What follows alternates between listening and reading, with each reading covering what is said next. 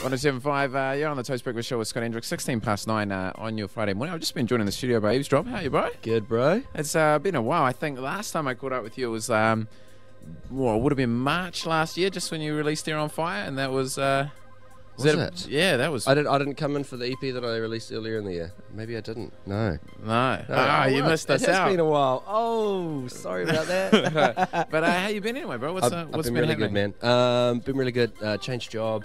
Working at Serato, and which was because we were working together at the same company before that. Yeah. And been working on an album.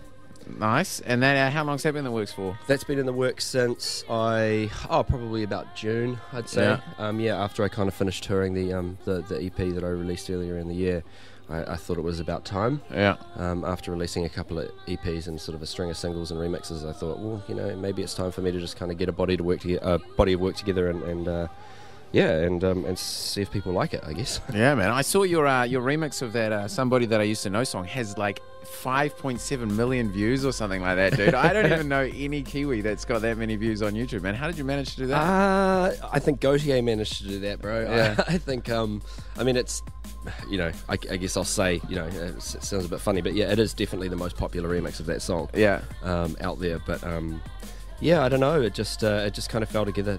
The reason I actually wrote it in the first place was actually just a bit of a joke, a bit of a dig. Because did you actually like the song?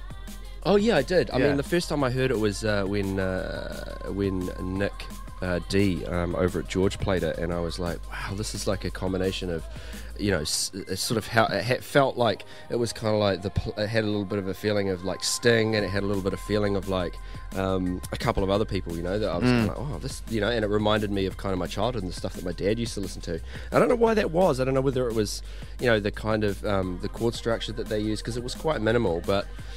Then I just kind of... it was catchy. Yeah, it was. And then I heard Dan Ox had done a remix of it, and I thought, why? Dan's going to do one, I'm going to do one. Yeah. So, and then cut the video up. Is it kind of stabs between you two that you kind of got more views for it and a bit more hype around it? There's been a bit of a laugh about it, yeah. Yeah. But I mean, it's, that was a while back when, when I started sort of streaming ahead, and I think, now it's quite funny. It's sort of fallen off now. It's not as popular as it was. But for a while there, when every time that song made a number 1 hit in a different country, it just the views just flew up, and it had a really mixed response. It's quite funny, there's been sort of like thousands and thousands of likes, and then there's a few thousand dislikes, and so it's kind of like 2/3 like it and 1/3 don't, but you're going to have to expect that with drum and bass, Yeah, for sure. It's definitely a bit of a niche sound. No, exactly. Yeah, but this Pins and Needles, you're dropping it in March. Is there a reason why you're dropping it at the end of summer? Well, yeah, I guess it was because we didn't quite have it ready for an earlier release. The idea was that we would release 3 singles before we went into summer, just to kind of give it some momentum. But we would have been ready probably mid-January. Yeah. But mid-January, no one's really buying music. And most people aren't at their computer trying to look up new music either, I suppose. So they're kind of just settling in with what they've got for summer.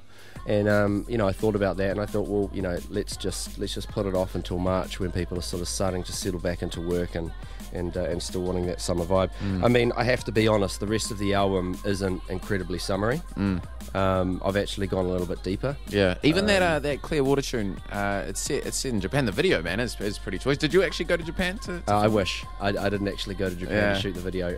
It's a funny story, actually. When Koshia actually lives in Japan, and she happened to just be back here. She actually featured on my EP that I released earlier in March. She did 2 tracks on that. And then I wrote this tune, and I was like, this would be perfect for her voice. And so I kind of got in touch with her on Facebook, and she said, bro, I'm back in New Zealand. And I was like, whoa, okay. She come round, I got a tune for you. So she came round, dropped the tune off, came back a couple of days later with it ready to go. We recorded it, and we had it finished within 2 days. And while we were talking about it, it was like, hey man, wouldn't it be cool if we did a video for this? And then, because she lives in Japan, we were like, let's do it in Japan, just real pipe dreamy kind of stuff, and we just kind of put one foot in front of the other. And before we knew it, we were ready to go. We sent them down to Tokyo, and her husband actually shot it, like totally amateur. with a camera that was, no red cam or no special effects, no lighting, nothing like that. And basically just gave them a massive shot list, and they went for it, and sent back the footage, through snail mail, and we got an amazing video editor to cut it. This guy Ben Fowler. Yeah. He's an editor who runs a company called Sideways Productions. Yeah. They've done quite a few videos, and he was awesome. He did it for free. It really didn't cost us hardly anything. Because we couldn't really afford it, there's not a huge budget in music these days, and with it's the album's signed to Loop, but there's not a huge amount of backing there. Like the label owner and the label doesn't have a huge amount of money to push into music anymore, because the returns within the music industry now are a lot more focused on the artist and their touring. So unless they take a cut out of that, it's kind of they do what they can to support the music. So it falls back on the artist a lot. Yeah, no, well, the like you're saying, it was shot. It did have the video clip does have a kind of almost handy cam feel about it, which is really choice. It gives it a really cool vibe, and I think it suits well with the music as well. And you touched on it just a bit earlier about how you're going a bit more soulful. And I kind of noticed that with that first tune, and it's a cool vibe, man. It's really I think the best way, as though it sounds cliche, is describe it as it almost takes you on a bit of a journey. Yeah, which is the video really takes cool. you on a journey too, right? We thought about that, and I was like, oh, what can we shoot? And I was like, Shibuya Crossing, it's pretty generic, but I'd love to get some shots in there, and maybe some train shots, and let's go to a temple, and so we just kind of keyed it up, figured it out, and then got it done. And then that was the exact vision that I had for it, and Ben was able to manage to sort of translate that. Right. It was cool. We're really happy with it. That's choice. So this LP is dropping in March. How many tunes are on it? 13. 13. That's 13 tracks, and are they all a little bit different, or have you kind of stuck with the same vibe? Or? No, they're all a little bit different. As you'll notice, there's a new single dropping today, which is featuring J-Dubs with a rap on the top of it, which is a lot more heavy. I've always been into heavy D&B, but I've never really sort of come through and released much heavy D&B. My sound still comes through it, but there is a bit more sort of stuff there on that album for the boys. You know what I mean? Yeah. And there's still some stuff there for the ladies, and I'm not saying that they only like soft or hard stuff, but there's a combination of music there, sort of genre sort of bending, drum and bass. So is this your first going to be your first release of an album that's actually that long? Yeah. It will be? This is my first album. Yeah, and how many EPs before that? There was 2 EPs before that. Yeah. And good reception from both of those? Yeah, definitely. I think the thing for me is maybe it's just been my journey, but kind of going, through sort of a single release and then another single release and then an EP release and then another couple of singles and then an EP. It's kind of been a bit of a journey of how my music production, how my styles changed, and kind of developed to what I really want. And I think along the way I've written the odd tune and I've gone, oh, that's an album tune. Yeah. That's something I want to hold back for my album, because I feel like that really sort of is the sound that I want to put on my album, because I had an idea for what I wanted it to be shaped like right from the start. So I think it's just maybe that's just been part of the process of me getting to a place where I'm really happy with what I'm doing. So you've been making music for what, 10 years now? Yeah, well, and so for someone to make music for 10 years and then finally get to the point where they're ready to release an album, are there many tunes in that time that you were talking about holding tunes back? Has there been a few? No, only in the past year. Only in the past year. Yeah. In 10 years, a lot of it's kind of just a little bit of here and there of stuff that you make, but it's never really quite there. Maybe I'm a slow learner, I don't know, but I've got friends out there who are writing some of the most incredible music you can imagine. Not drum and bass so much, but guys out there who are musicians who teach piano and are out there, amazing jazz drummers, and who are putting together music like Solar Rosa stuff and like Nathan Haynes level, and they're still going, oh nah, it's not ready yet.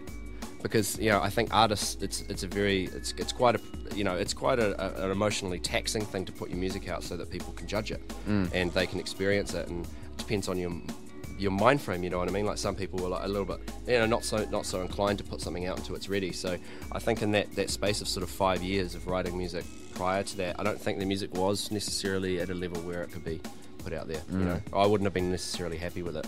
All right. Well, so you were telling me just before there's been a tune released 2 weeks ago, one last week and one this week, and which one is released this week? This one is the Cat Burglar. The Cat Burglar, and that comes out. That's just come out today. All right. Well, we'll play that right now. Without further ado, I'll let you give it a little bit of an intro. How quickly do the vocals kick in so that I can? Just hit play, man. I know. All right, let's go. All right, this is the Cat Burglar. You're with Eavesdrop in the studio, Up FM. Keep it locked.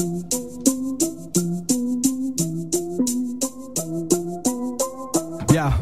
J rockin' the beats with ease, watchin' MC stop it to listen like whenever you eavesdrop. They making noise but never fly like peacocks. They bubble a couple of minutes, your teapot's whistling. No wisdom in the words that's dribbling out your mouth. And these fork tongues slithering rappers are living in their own imaginary lands. I'm looking at your strand, the material ain't even the same fabric, man.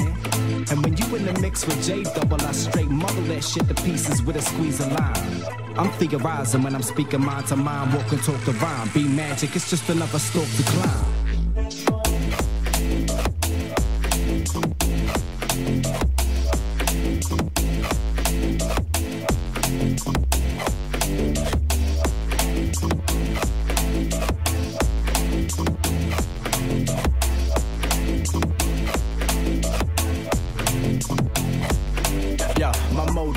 Operandi, hand me the mic and see my Patronus standing alone and glowing like the flow is so focused. I rose over the writer's block and noticed an evolutionary process, the state of gnosis. Yo, the rap burglar's back. I put myself on the map, pillaging ears, killing shit, but going further than that. I set the bar high like I'm working a racks. My time is money and there ain't no turning it back. I rap glyphs and syllables from physical pages to free a spiritual slave in the digital age. It's only seen as a transmission, my man, listen. The antiphony and stanza is all handwritten.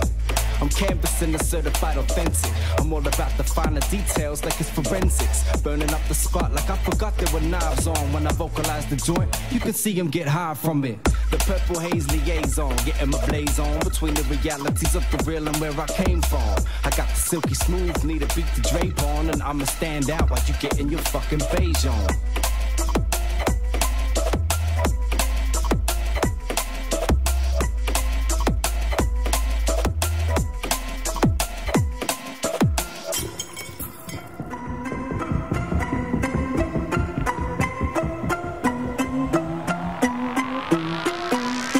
Hey yo, I never really felt like this before.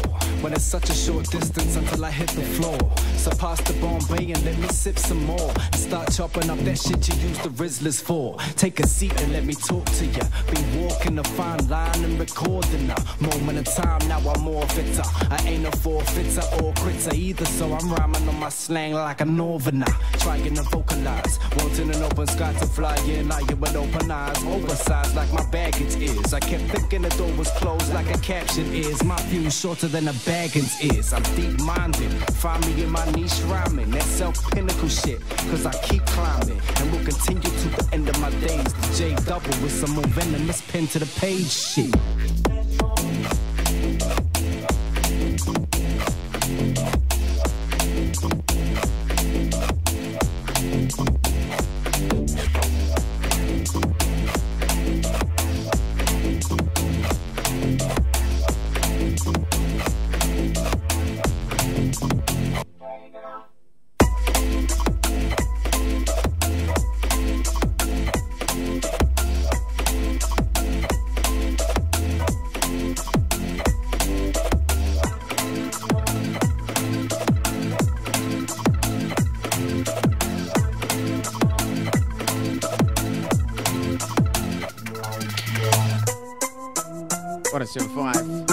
Toast Breakfast Show with Scott Hendriks. Eavesdrop's in the studio.